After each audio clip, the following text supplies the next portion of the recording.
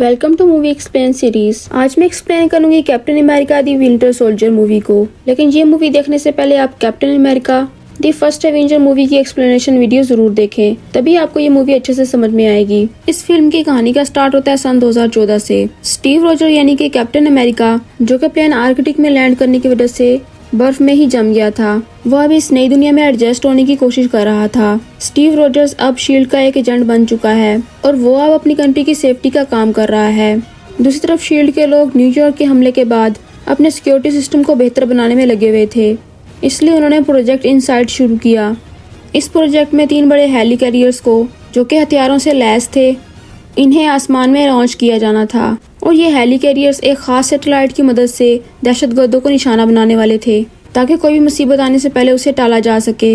लेकिन शील्ड के director Nick Fury को शक हो गया था इस प्रोजेक्ट इनसाइट में कुछ गड़बड़ है और उनसे कुछ छुपाया जा रहा है। इसलिए शील्ड के डायरेक्टर निक फ्यूरी इस प्रोजेक्ट की खुफिया मालूमात निकलवाने के लिए नताशा रोमानोफ को काम पे लगाते हैं, पर यह काम इतना आसान नहीं था। प्रोजेक्ट इनसाइट के सैटेलाइट्स एक बहरी जहाज पर थे जिस पर गार्ड्स का पहरा था। निक फ्यूरी इस बहरी जहाज पर कुछ डाकुओं को भेजते हैं ताकि सबका ध्यान बढ़ जाए और नताशा रोमानोफ उस प्रोजेक्ट की फाइल्स को कॉपी कर ले। फिर शील्ड के बाकी लोगों को पता लगता है कि उस समुद्री जहाज पर डाकुओं ने कब्जा कर लिया है।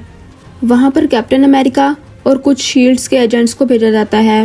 नताशा रोमानोफ यानी कि ब्लैक विडो के अलावा किसी को ये मालूम नहीं था कि निक फ्यूरी ने खुद ही इस जहाज पर डाकुओं को भेजा है। फिर कैप्टन अमेरिका और बाकी शील्ड एजेंट्स बहरी जहाज पर मौजूद डाकुओं से निपटते हैं और नताशा वो फाइल्स कॉपी कर लेती है। और बाद में जब निक फ्यूरी उन फाइल्स को ओपन करने की कोशिश करते हैं तो वो फाइल्स ओपन नहीं होती, जिस बात से निक फ्यूरी को पूरा यकीन हो जाता है कि प्रोजेक्ट इनसाइट में कुछ न कुछ गड़बड़ जरूर है। इसलिए वो शील्ड के सीनियर ऑफिसर अलेक्जेंडर पियर्स के पास जाते हैं और वो उनसे प्रोजेक्ट इनसाइट को डिले करने का बोलते हैं। और फिर जब निक फ्यूरी शील्ड के हेडक्वार्टर से निकलते हैं और रास्ते में बहुत सारे दहशतगर्द पुलिस यूनिफॉर्म में उन पर हमला कर देते हैं। निक फ्यूरी जख्मी होने के बावजूद इन दहशतगर्दों से निपट लेते हैं। तब वहाँ पर विंटर सोल्जर नामी एक दहशतगर्द आता है जो कि बॉम्ब से उनकी कार को उड़ा देता है।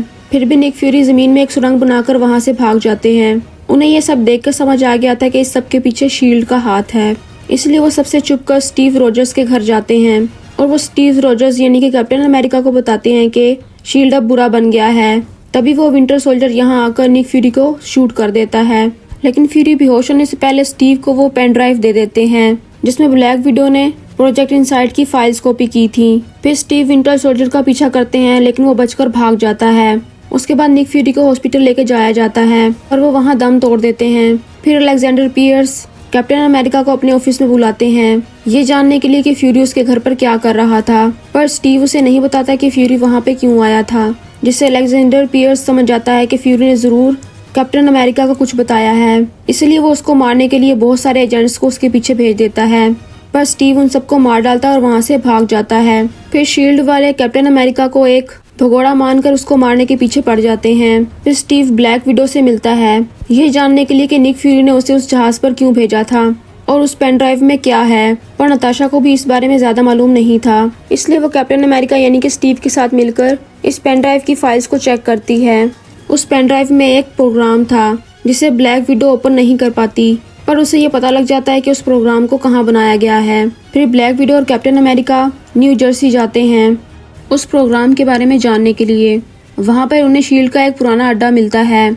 जब नताशा वहाँ पे पेन ड्राइव लगाती है, वहाँ पर मौजूद सुपर कंप्यूटर ऑन हो जाता है और उस सुपर कंप्यूटर में डॉक्टर जोला का दिमाग था।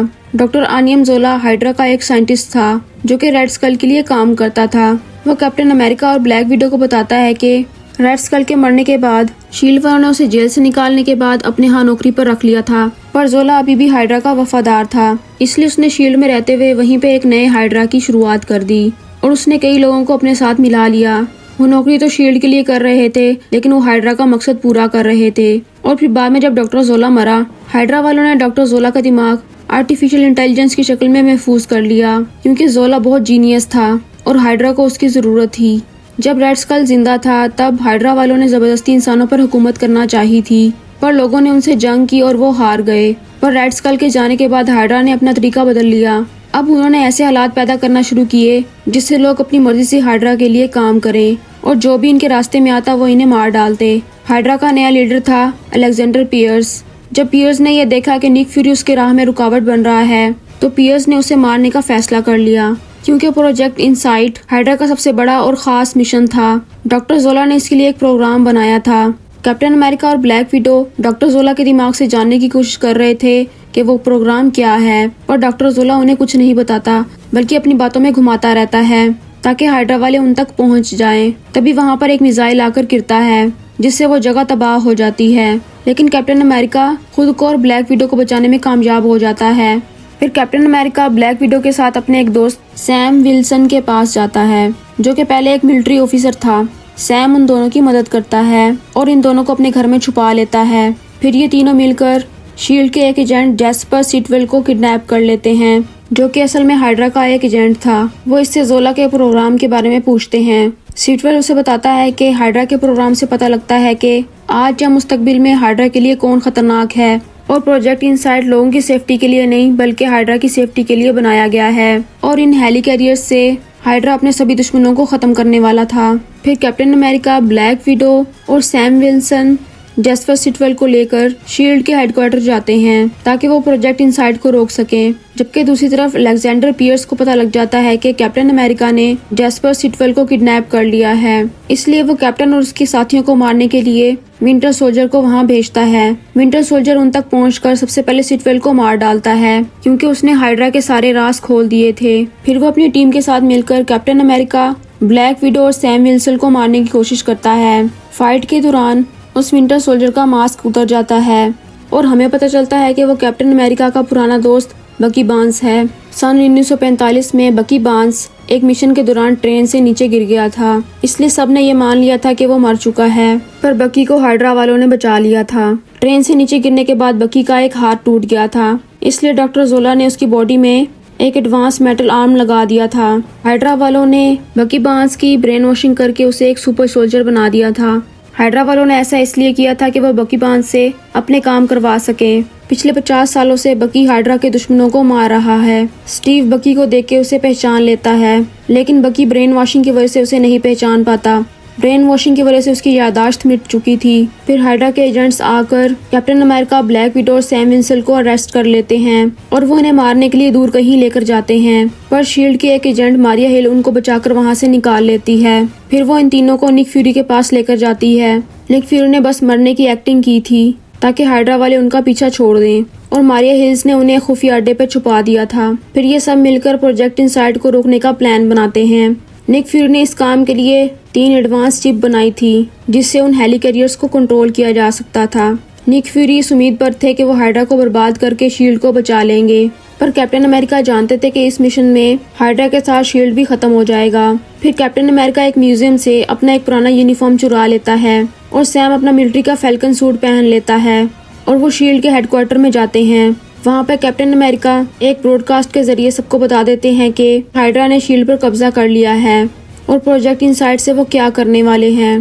कैप्टन अमेरिका का ब्रॉडकास्ट सुनकर शील्ड और हाइड्रा के एजेंट्स के दरमियान एक फाइट शुरू हो जाती है, पर वहाँ पर हाइड्रा के लोगों की तादाद ज्यादा होती है, इसलिए वो उन हेली कैरियर्स को लॉन्च कर देते हैं। फिर कैप्टन अमेरिका और सैम विल्सन उन हेली कैरियर्स पर वो चिप लगाना शुरू करते हैं। तभी विंटर सोल्जर यानी कि बकी वहां आ जाता है और वो उन्हें रोकने लगता है, जबकि दूसरी तरफ वर्ल्ड सिक्योरिटी काउंसिल के लोग हेली कैरियर्स की लॉन्च के लिए शील्ड के हेडक्वार्टर में आए थे। उन्हें वहां अलेक्जेंडर पियर्स की असलियत पता लग जाती है, इसलिए पियर्स उन्हें मारने की कोशिश करता है, पर ब्लैक विडो ने एक मास्क पहनकर काउंसिल के एक मेंबर की जगह ले ली थी, इसलिए वो बाकी लोगों को बचा लेती है। वो शील्ड के एक मेन कंप्यूटर से हाइड्रा की सारी सीक्रेट फाइल्स इंटरनेट पर अपलोड करना शुरू करती है ताकि दुनिया वालों को हाइड्रा की असलियत पता चल जाए। लेकिन इस काम के लिए शील्ड के 2 सीनियर ऑफिसर्स की परमिशन चाहिए थी। तभी वहाँ पे निक फ्यूरी आ जाते हैं। वो पियर्स को गन पॉइंट पर लेकर खुद का और पियर्स का बायोमेट्रिक डालते हैं और वो सिस्टम को अनलॉक कर देते हैं। तब हाइड्रा की तमाम खुफिया मालूमात इंटरनेट पर अपलोड हो जाती हैं, इसलिए पियर्स गुस्से में आकर काउंसिल के सारे मेंबर्स को मार डालता है और वो ब्लैक विडो के सहारे वहाँ से भागने की कोशिश करता है। तभी निक फ्यूरी उसे मार डालते हैं, जबकि दूसरी तरफ सैम विल्सन और कैप्टन अमेरिका ने मिलकर 2 हेली कैरियर्स में वो चिप लगा दी थी, लेकिन तीसरी चिप लगाने में उन्हें बहुत परेशानी होती है। बकी वहां आकर सैम का फैल्कन सूट तोड़ देता है और वो कैप्टन अमेरिका को तीसरे हेली कैरियर पर वो चिप लगाने से रोकता है, जबकि दूसरी तरफ हाइड्रा के लोग प्रोजेक्ट इनसाइट के जरिए लाखों लोगों को टारगेट कर लेते हैं और वो सबको मारने ही वाले थे। तभी कैप्टन अमेरिका वो आखिरी चिप उस हेली कैरियर में लगा देता है, जिसके बाद तीनों हेली कैरियर्स का कंट्रोल मारिया हिल्स के हाथों में आ जाता है और वो तीनों हेली कैरियर्स को एक दूसरे का निशाना बनाकर फायर कर देती है, जिससे वो हेली कैरियर्स तबाह हो जाते हैं और वो आसमान से गिरते गिरते शील्ड के हेडक्वार्टर को भी तबाह कर देते हैं। निक फ्यूरी और बाकी सभी लोग वहां से निकल जाते हैं। कैप्टन अमेरिका और बकी उसी हेली कैरियर में फंसे हुए थे। बकी कैप्टन अमेरिका को जान से मारना चाहता था। वो बिना याददाश्त के बस अपना मिशन पूरा कर रहा था, पर कैप्टन अमेरिका अपनी दोस्ती की खातिर बकी पर हाथ नहीं उठाता। फिर वो हेली कैरियर नीचे समंदर में गिर जाता है और कैप्टन अमेरिका पानी में गिरकर बेहोश हो जाता है, पर बकी उसे पानी में से बाहर निकाल लेता है। हालांकि उसकी याददाश्त वापस नहीं आई थी, पर उसे कैप्टन अमेरिका की बातों से ये एहसास हो गया था कि वो उसका दोस्त है, इसलिए वो उसे बचाकर वहां से चला जाता है। फिर कुछ दिन हॉस्पिटल में रहने के बाद कैप्टन अमेरिका ठीक हो जाता है और अब पुलिस वाले सभी हाइड्रा के एजेंट्स को पकड़ना शुरू करते हैं। जबकि दूसरी तरफ निक फ्यूरी ने अपनी मौत की आड़ में गुमनामी में रहने का फैसला कर लिया था और अब वो बाकी बचे हुए हाइड्रा के लोगों को मारने के लिए निकल जाते हैं। ब्लैक विडो ने इंटरनेट पर शील्ड और हाइड्रा के सभी राज खोल दिए थे, इसलिए गवर्नमेंट उससे इन्वेस्टिगेशन करती है, पर उसे अरेस्ट नहीं किया जाता क्योंकि दुनिया को अभी भी एवेंजर्स की जरूरत थी। कैप्टन अमेरिका सैम के साथ मिलकर बकी को ढूंढने की कोशिश करता है। उसे ये यकीन था कि वो अपनी दोस्त को सब कुछ याद दिलाकर उसे ठीक कर सकता है। मूवी के मिड क्रेडिट सीन में हमें हाइड्रा का बैरन स्ट्रकर नामी एजेंट नजर आता है, जो छुपकर हाइड्रा के लिए काम कर रहा था। स्ट्रकर के पास लोकी की वो जादुई छड़ी थी जो कि उसे शील्ड से मिली थी। इस छड़ी से वो लोगों पर एक्सपेरिमेंट कर रहा था, जिसमें कई लोग मारे जा चुके थे, पर इस एक्सपेरिमेंट में 2 जुड़वा बहन भाई बच जाते हैं, जिसमें एक का नाम पीट्रो जबकि दूसरी का नाम वोंडा था। स्ट्रकर इन दोनों बहन भाइयों को एवेंजर्स के खिलाफ इस्तेमाल करने वाला था। उस छड़ी के माइंड स्टोन की मदद से इन दोनों बहन भाइयों को कुछ पावर्स मिल जाती हैं। उसने इस छड़ी की मदद से इन जुड़वा बहन भाइयों में से एक को बहुत ज्यादा स्पीड दी होती है, जबकि दूसरे को ऐसी पावर्स दी थी जिससे वो किसी भी चीज को कंट्रोल कर सकती है, जिसे टेलीकाइनेटिक पावर कहा जाता है। उसके बाद मूवी के पोस्ट क्रेडिट सीन में दिखाया जाता है कि बकी विंटर सोल्जर अपने ही मेमोरियल में जाता है, जहाँ उसे पता लगता है कि कैप्टन अमेरिका ठीक कह रहा था, वो उसका दोस्त था। और इस सीन के साथ ही मूवी एंड हो जाती है। अगर आपको वीडियो पसंद आई तो लाइक और शेयर जरूर करें। ऐसे ही मजीद इंटरेस्टिंग वीडियो के लिए सब्सक्राइब करें हमारा channel. And thank you so much for watching this video.